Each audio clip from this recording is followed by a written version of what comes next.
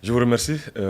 Nous venons de faire le bilan au camarade Premier ministre, chef du gouvernement, des réalisations de notre contrat d'objectif qu'il a bien voulu nous assigner en début d'année 2025. Contrat d'objectif qui poursuivait trois objectifs stratégiques et en lien avec le renforcement du commerce, le développement de l'industrie, de l'artisanat et la lutte contre l'inflation et l'approvisionnement du peuple.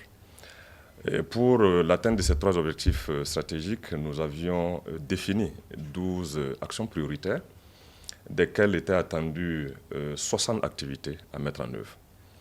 Et au soir du décembre 2025, donc plus précisément au 31 décembre 2025, le taux de réalisation de tout le contrat d'objectif s'établit à 87,57%.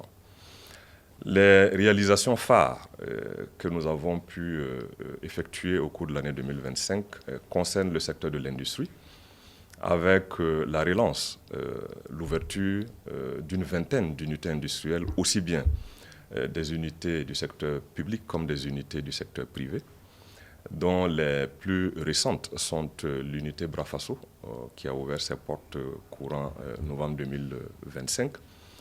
Nous avons aussi l'unité Agrocef à Bobo-Dioulasso, Burkina Kajou.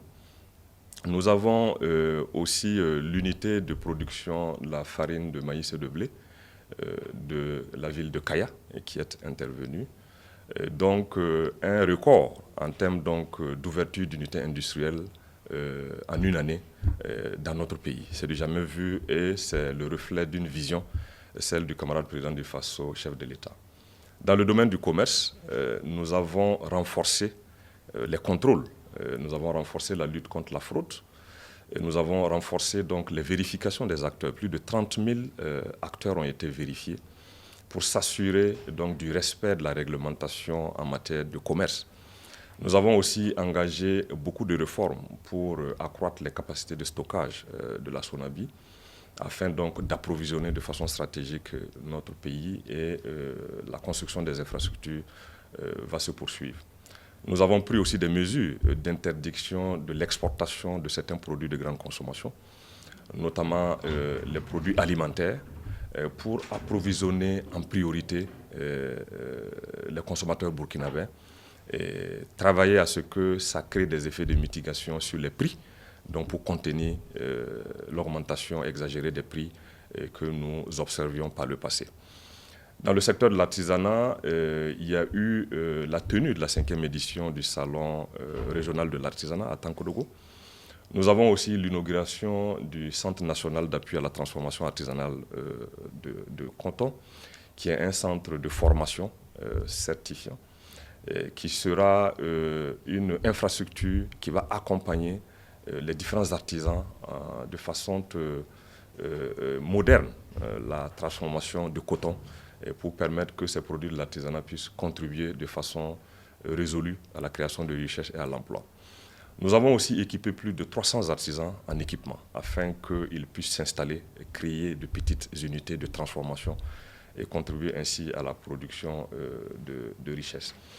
Et en matière donc de consolidation du climat des affaires, il y a eu la tenue des différents cadres de concertation entre le public et le privé. Nous avons aussi procédé à la facilitation des procédures d'obtention des licences d'affaires et aussi des procédures de création d'entreprises pour permettre la célérité à ce niveau et permettre à tous ceux qui sont porteurs de projets d'entreprise de pouvoir, avec célérité dans des délais réduits, s'installer et contribuer à toute la dynamique de production de richesses dans le cadre donc, de la RPP. Voilà grosso modo les grands chantiers que nous avons pu accomplir. Et en perspective pour l'année 2026, nous allons renforcer les acquis et travailler aussi à finaliser les projets qui sont en cours. Je pense par exemple à l'unité et au complexe industriel ferroviaire qu'est Fassorail, qui devra voir donc son implémentation débuter au cours de l'année 2026. Nous avons aussi l'unité de régulation des prix et d'approvisionnement du pays, Fassoya, qui va ouvrir donc les portes de ses premières boutiques courant cette année 2026. Nous avons aussi toute la dynamique qui a été enclenchée, qui va se poursuivre pour soutenir tous les promoteurs donc, de projets d'industrie afin qu'ils puissent résolument s'implanter et procéder, contribuer à la transformation de nos matières premières au plan national. Je voudrais aussi saisir cette opportunité pour féliciter et remercier tous les collaborateurs du département en charge de l'industrie, du commerce et de l'artisanat qui n'ont ménagé aucun effort afin que nous puissions de façon collective travailler à atteindre ce résultat important de 87,57% en termes donc de réalisation du contrat d'objectif que le camarade Premier ministre chef du gouvernement a bien voulu nous assigner en début d'année 2025.